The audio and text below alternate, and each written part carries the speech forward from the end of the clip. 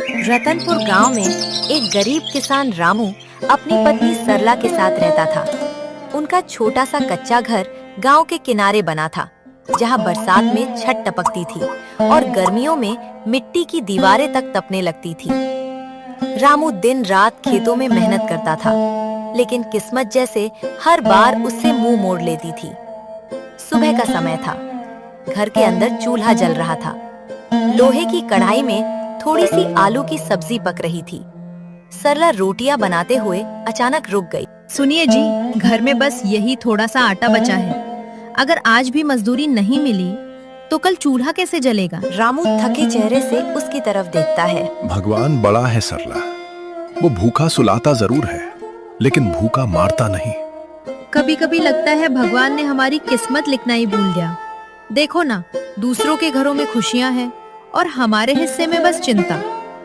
रामू हल्का मुस्कुराने की कोशिश करता है। एक दिन सब बदलेगा, हमारे घर में भी खुशियां आएंगी। तभी अचानक दरवाजा जोर जोर से बजने लगता है।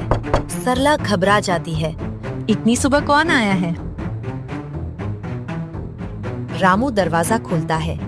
सामने गांव का सबसे अमीर आदमी सेठ हरिलाल खड़ा था। उसकी आंखों में घमंड और चेहरे पर गुस्सा साफ दिखाई दे रहा था। रामू, बहुत हो गया तेरा नाटक। मेरे पैसे कब देगा? सेठ जी, कल ही तो पूरा कर्ज चुका दिया था। आपके ब्याज का भी एक एक पैसा लौटाया है मैंने। वो पुराना हिसाब था, अब देर का ब्याज लगेगा 5 गुना। 5 गुना?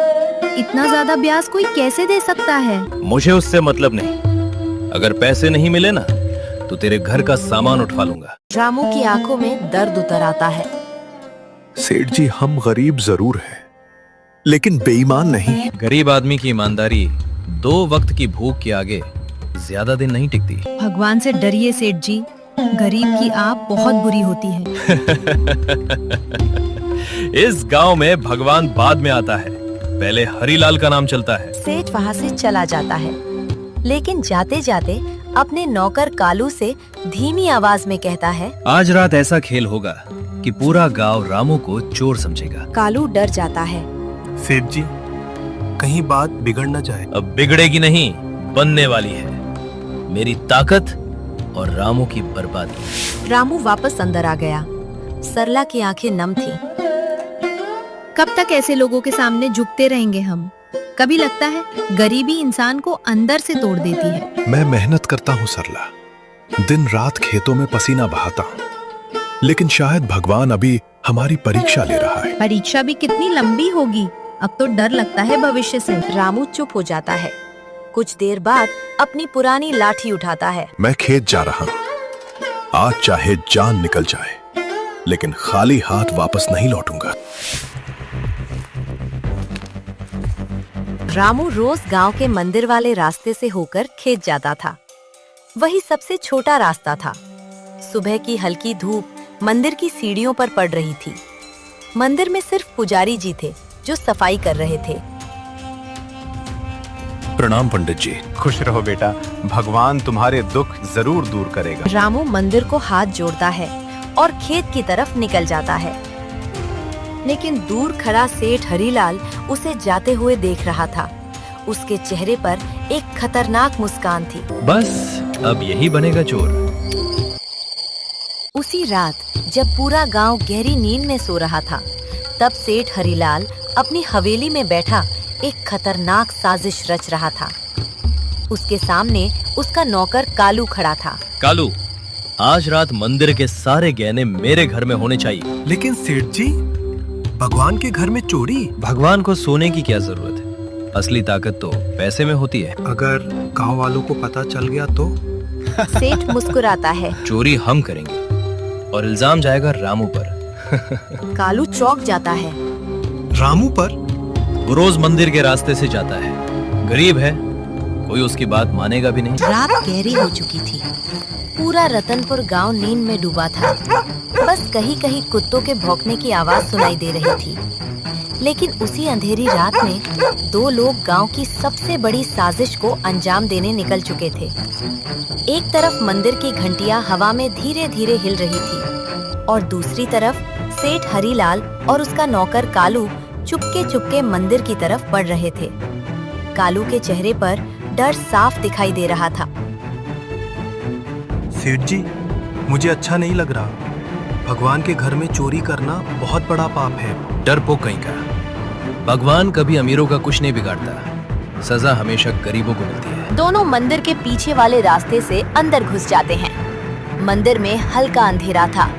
दियों की लौ धीरे धीरे जल रही थी। कालू कांपते हाथों से भगवान के सोने के गहने उतारने लगता है। तभी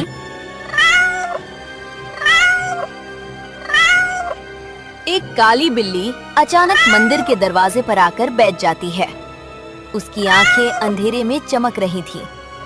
कालू डरकर पीछे हट जाता है। सेठ जी, ये बिल्ली हमें घूर क्यों रही है? अरे छोड़ उसे, जल्दी काम खत्म कर। कालू जल्दी जल्दी गहने बोरी में भरने लगता है, लेकिन बिल्ली लगातार उन्हें देख रही थी, जैसे वो सब याद कर रही हो।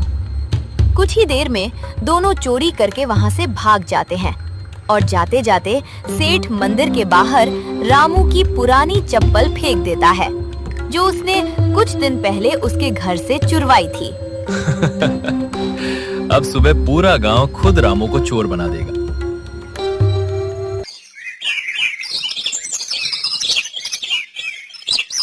सुबह होते ही पूरे गांव में हड़कंप मच गया। मंदिर के बाहर लोगों की भीड़ जमा हो गई थी। हर तरफ बस एक ही बात हो रही थी, मंदिर में चोरी हो गई, भगवान के गहने गायब हैं। पुजारी जी घबराए हुए थे। हे भगवान, ये कैसा अनर्थ हो गया? तभी वहां से रामू गुजरता है। वो रोज की तरह खेत जा रहा था। भीड़ देखकर वो रुक जाता है। क्या हुआ पंडित जी? सब लोग यहाँ क्यों खड़े हैं? अरे रामू, मंदिर के गहने चोरी हो गए। रामू चौंक जाता है। क्या? इतना बड़ा पाप किसने किया? तभी भीड़ में खड़ा सेठ आगे आता है। उसके चेहरे पर नकली दुख था। पंडित जी, मैंने कल रात मंदिर के पास किसी को घूमते देखा था। भीड़ अचानक शांत हो जाती है। कौन था वो? सेठ धीरे धीरे रामू की तरफ देखता है। रामू? भीड़ में फुसफुसाहट शुरू हो जाती है। रामू? लेकिन वो तो गरीब है। गरीबी इंसान से कुछ भी करवा देती है।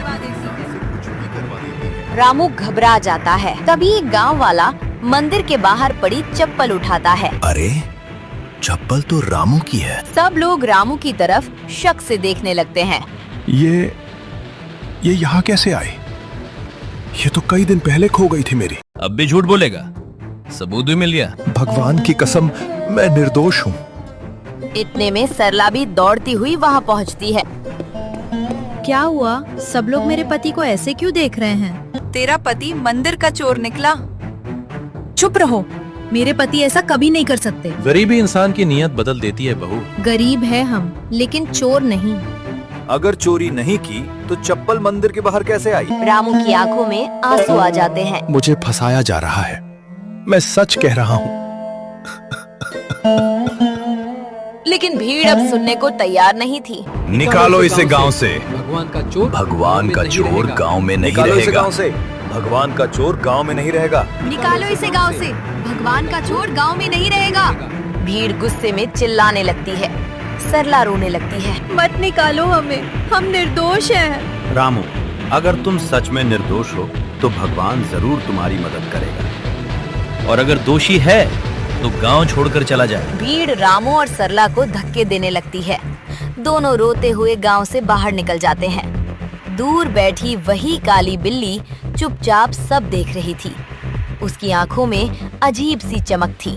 रामू को नहीं पता था कि उसकी जिंदगी अब एक ऐसे मोड़ पर पहुंच चुकी है जहां से या तो उसका सब कुछ खत्म हो जाता या फिर उसकी किस्मत हमेशा के लिए बदल जाती। गांव वालों ने जिस रामू को कभी ईमानदारी की मिसाल कहा था, आज उसी रामू को चोर कहकर गांव से बाहर निकाल दिया था। जिस रास्ते से वो कभी सिर उठाकर चला करता था, आज उसी रास्ते पर वो टूटा हुआ चल रहा था। सरला रोते रोते थक चुकी थी। उसकी आंखें सूज गई थीं। गांव से दूर सूखी झाड़ियों और टूटे पेड़ों के बीच उन्हें एक पुरानी टूटी फूटी झोपड़ी मिली। मजबूरी में दोनों वहीं रुक गए। सरला धीरे से जमीन पर बैठ गई। हमारे साथ ही ऐसा क्यों होता है जी? पहले गरीबी, फिर इतना बड़ा इल्जाम। मुझे समझ नहीं आ रहा सरला, आखिर किसने किया ये सब? गांव वालों ने एक बार भी हमारी बात नहीं सुनी, जैसे हम इंसान ही ना हो। रामू की आंखें भर आती हैं।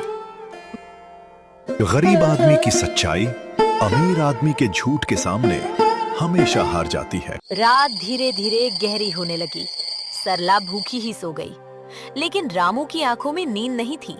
वो पूरी रात बस एक ही बात सोचता रहा। आखिर असली चोर कौन है? अगली सुबह सूरज की हल्की रोशनी झोपड़ी के टूटे छेदों से अंदर आ रही थी। रामू ने देखा सरला भूख और कमजोरी से कांप रही थी। सरला तू चिंता मत कर, मैं कुछ खाने का इंतजाम करके आता हूँ। जल्दी आ जाना, मुझे यहाँ डर लगता है। रामू हल्का सा सिर हिलाता है और जंगल की तरफ निकल जाता है। जंगल बहुत घना था, ऊंचे ऊंचे पेड़, चारों तरफ अजीब सी खामोशी। रामू पेड़ों से फल तोड़ता, कभी नदी से पानी भरता, तो कभी सूखी लकड़ियां उठाता, लेकिन उसके मन में अब भी वही सवाल घूम रहा था। मुझे फंसाया किसने? चलते चलते अचानक उसे सामने एक साधु बाबा दिखाई दिए। लंबी सफेद दाढ़ी, चेहरे पर तेज। रामू तुरंत उनके पास गया। प्रणाम बाबा। साधु बाबा उसकी आंखों में देखते हैं। बेटा, तेरे चेहरे पर बहुत दुख दिखाई दे रहा है, क्या बात है? रामू की आंखें भर आती हैं। बाबा, मैं गरीब किसान हूँ। मुझ पर मंदिर में चोरी का झूठा इल्जाम लगा दिया गया। गांव वालों ने मुझे और मेरी पत्नी को गांव से निकाल दिया। क्या तूने सच में चोरी की है? नहीं बाबा, भगवान की कसम, मैं निर्दोष हूँ। रामू रोते रोते पूरी कहानी बता देता है। साधु बाबा कुछ देर आंखें बंद करते हैं, फिर धीरे से बोलते हैं, तेरी आंखों में छल नहीं है, तू सच बोल रहा है। रामू उम्मीद से उनकी तरफ देखता है। तो फिर बाबा, मैं अपनी सच्चाई कैसे साबित करूं? साधु बाबा धीरे धीरे जंगल की तरफ देखने लगते हैं। उस रात मंदिर की चोरी को एक ऐसी आंख ने देखा था जो इंसान की नहीं थी। रामू चौंक जाता है। क्या मतलब बाबा? इस जंगल में एक श्रापित काली बिल्ली रहती है। उसने अपनी आंखों से असली चोर को देखा है। काली बिल्ली? वही तुझे सच तक पहुंचाएगी, लेकिन याद रखना, वो हर किसी की मदद नहीं करती। मैं उसे कहाँ ढूंढूं बाबा? जिसका दिल साफ होता है, रास्ता खुद उसे ढूंढ लेता है। इतना कहकर साधु बाबा धीरे धीरे आगे बढ़ने लगते हैं। रुकिए बाबा। लेकिन अगले ही पल वो अचानक गायब हो जाते हैं। रामू हैरान रह जाता है। ये कैसे संभव है? हवा अचानक तेज चलने लगती है। रामू समझ जाता है कि ये कोई साधारण इंसान नहीं था। अब रामू के पास सिर्फ एक उम्मीद बची थी। वो पूरे जंगल में उस काली बिल्ली को ढूंढने लगा। कभी झाड़ियों के पीछे देखता, कभी पेड़ों के ऊपर। सूरज ढलने लगा। रामू थक चुका था। शायद बाबा सिर्फ मेरा दिल रखने के लिए ये सब कह गए। वो निराश होकर वापस लौटने लगता है। तब रामू अचानक रुक जाता है। सामने एक काली बिल्ली बैठी थी। उसकी आंखें अंधेरे में अंगारों की तरह चमक रही थी। रामू धीरे धीरे उसके पास जाता है। क्या तुम वही हो? बिल्ली बस उसे देखती रहती है। अगर तुम सच जानती हो तो मेरी मदद करो। मैंने कोई चोरी नहीं की। बिल्ली धीरे धीरे उसकी तरफ बढ़ती है। कुछ पल बाद अचानक उसकी आंखों से तेज रोशनी निकलती है और फिर एक इंसानी आवाज गूंजती है। रामू, तुम्हारे साथ बहुत बड़ा अन्याय हुआ है। रामू डरकर पीछे हट जाता है। तो तुम बोल कैसे रही हो? क्योंकि मैं साधारण बिल्ली नहीं हूँ। रामू की सांसें तेज हो जाती हैं। क्या तुम जानती हो असली चोर कौन है? हाँ, मंदिर के गहने तुम्हारे गांव के सेठ और उसके नौकर ने चुराए हैं। रामू स्तब्ध रह जाता है। सेठ हरिलाल? उसने जानबूझकर तुम्हें फंसाया। उसे पता था कि गरीब आदमी के पास खुद को बचाने के लिए कोई सबूत नहीं होता। रामू की आंखों में गुस्सा भर जाता है। मैं गांव वालों को सच बताऊंगा। कोई यकीन नहीं करेगा, लेकिन समय आने पर मैं तुम्हारी मदद करूंगी। तुम मेरी मदद क्यों कर रही हो? बिल्ली कुछ देर चुप रहती है, फिर धीमे स्वर में बोलती है, क्योंकि तुम्हारा दिल साफ है और इस दुनिया में सच्चे इंसान बहुत कम बचे हैं। रामू की जिंदगी में पहली बार उम्मीद की एक छोटी सी रोशनी जगी थी, लेकिन उसे नहीं पता था कि इस काली बिल्ली का सच उसकी सोच से भी ज्यादा रहस्यमयी था। और दूसरी तरफ सेठ हरिलाल को अब भी यही लग रहा था कि उसका राज हमेशा राज ही रहेगा, लेकिन किस्मत धीरे धीरे उसके दरवाजे तक पहुंच चुकी थी। रामू पूरी रात सो नहीं पाया। उसके कानों में बार बार वही शब्द गूंज रहे थे, असली चोर सेठ हरिलाल है। एक तरफ उसके दिल में गुस्सा था तो दूसरी तरफ डर भी, क्योंकि वो जानता था गांव वाले एक गरीब आदमी की बात पर इतनी आसानी से यकीन नहीं करेंगे। लेकिन इस बार रामू अकेला नहीं था, उसके साथ थी वो रहस्यमयी काली बिल्ली। सुबह का समय था। झोपड़ी के बाहर हल्की धूप फैल चुकी थी। सरला चिंता में बैठी थी। तभी रामू वापस लौटता है और उसके पीछे पीछे काली बिल्ली भी चल रही होती है। सरला चौंक जाती है। ये बिल्ली? सरला, यही हमें इंसाफ दिलाएगी। मैं कुछ समझी नहीं। रामू उसे पूरी बात बताता है। साधु बाबा, जंगल और बोलने वाली बिल्ली का रहस्य। सरला हैरानी से बिल्ली को देखती रह जाती है। क्या सच में ये बोलती है? अचानक बिल्ली उसकी तरफ देखती है। हाँ सरला, और आज पूरा गांव भी मेरी आवाज सुनेगा। सरला डरकर पीछे हट जाती है। हे भगवान! डरो मत, अब समय आ गया है सच्चाई सामने आने का। उसी समय गांव में सेठ हरीलाल आराम से अपनी हवेली में बैठा था। उसे लग रहा था कि उसकी चाल हमेशा की तरह सफल हो गई। अब गांव में कोई मेरी बराबरी नहीं कर सकता। रामू जैसा गरीब आदमी अब कभी सिर उठाकर नहीं चलेगा। तभी कालू घबराकर अंदर आता है। सेठ जी, मुझे अच्छा नहीं लग रहा। उस दिन मंदिर में जो काली बिल्ली थी वो बार बार मेरे सपनों में आ रही है। डरपोक कहीं का, एक बिल्ली तुझे डरा रही है? लेकिन सेठ जी, अगर सच सामने आ गया तो? सेठ गुस्से में उठता है। सच? इस गांव में सच नहीं पैसा बोलता है। थोड़ी देर बाद गांव के बीचों बीच जोर जोर से आवाजें गूंजने लगी। रामू वापस गांव आ चुका था। उसके साथ सरला और वो काली बिल्ली भी थी। गांव वाले हैरानी से उन्हें देखने लगे। अरे ये वापस आ गया। रामू गांव के बीच खड़ा हो जाता है। गांव वालों, आज मैं अपनी सच्चाई साबित करने आया हूँ। भीड़ में हलचल होने लगती है। तभी सेठ भी वहाँ पहुँच जाता है। तुम्हारी हिम्मत कैसे हुई वापस आने की? आज सच सामने आएगा सेठ जी। सेठ हंसने लगता है। कौन साबित करेगा तुझे निर्दोष? रामू धीरे से काली बिल्ली की तरफ देखता है और अगले ही पल बिल्ली आगे बढ़ती है। मैं। पूरा गांव अचानक सन्न रह जाता है। ये बिल्ली बोल रही है? नहीं, ये सपना है। सपना नहीं हरीलाल, तेरे पापों का अंत है। गांव वाले डर कर पीछे हटने लगते हैं। मंदिर के गहने रामू ने नहीं चुराए थे, चोरी तुमने और तुम्हारे नौकर ने की थी। कालू के हाथ कांपने लगते हैं। उस रात मैं मंदिर में मौजूद थी।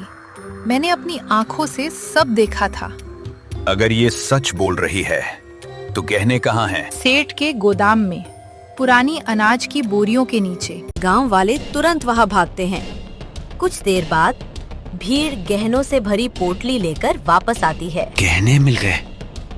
सच में सेठ ही चोर है। पूरा गांव गुस्से से भर उठता है। धोखेबाज, पापी! सेठ के चेहरे से रंग उड़ जाता है। नहीं, ये सब कालू ने किया है। कालू रोने लगता है। झूठ मत बोलिए सेठ जी, सब आपकी योजना थी। अब गांव वालों की आंखों में गुस्सा था। जिसने एक निर्दोष आदमी की जिंदगी बर्बाद की, उसे गांव में रहने का कोई हक नहीं। इसे गांव से निकाल दो।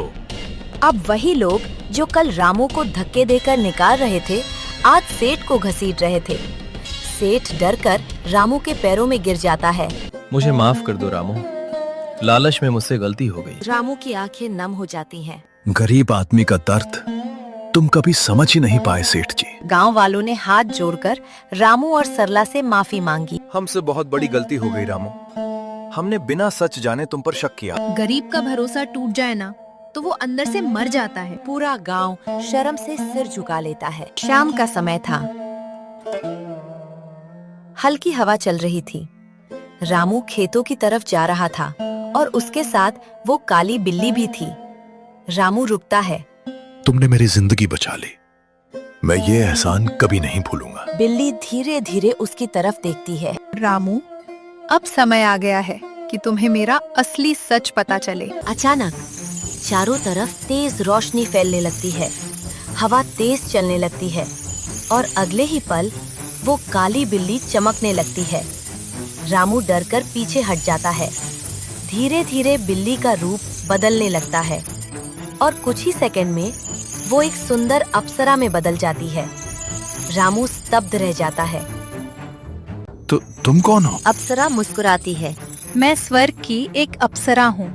मुझे श्राप मिला था कि जब तक मैं धरती पर किसी सच्चे इंसान की मदद नहीं करूंगी, तब तक बिल्ली बनकर भटकती रहूंगी। रामू की आंखें भर आती हैं। तुम्हारी ईमानदारी ने मुझे श्राप से मुक्त कर दिया रामू। लेकिन मैंने तो कुछ भी नहीं किया। आज के समय में सच्चा इंसान होना ही सबसे बड़ा पुण्य है। अप्सरा हाथ उठाती है। अचानक जमीन चमकने लगती है। दूर सूखी धरती पर हरियाली फैलने लगती है। रामू की बंजर जमीन सोने जैसी फसलों से भर जाती है। रामू हैरानी से सब देखने लगते हैं। आज से तुम्हारे घर कभी दुख नहीं आएगा, लेकिन याद रखना, दौलत से बड़ा धन इंसान की अच्छाई होती है। रामू और सरला भावुक होकर उसके सामने हाथ जोड़ देते हैं। धीरे धीरे अप्सरा आसमान की तरफ उठने लगती है। अलविदा रामू, तुम्हारा भाग्य अब बदल चुका है। कुछ ही पलों में वो आसमान की रोशनी में गायब हो जाती है। रामू और सरला की आंखों से आंसू बहने लगते हैं। देखा, भगवान देर जरूर करता है लेकिन इंसाफ जरूर करता है। रामू आसमान की तरफ देखता है। उसके चेहरे पर पहली बार सुकून था। समय बदलते देर नहीं लगती। जिस रामू को कभी लोग चोर कहते थे, आज उसी रामू की मिसाल पूरे गांव में दी जाने लगी। क्योंकि सच्चाई चाहे जितनी भी कमजोर क्यों न लगे, एक दिन झूठ को हरा ही देती है।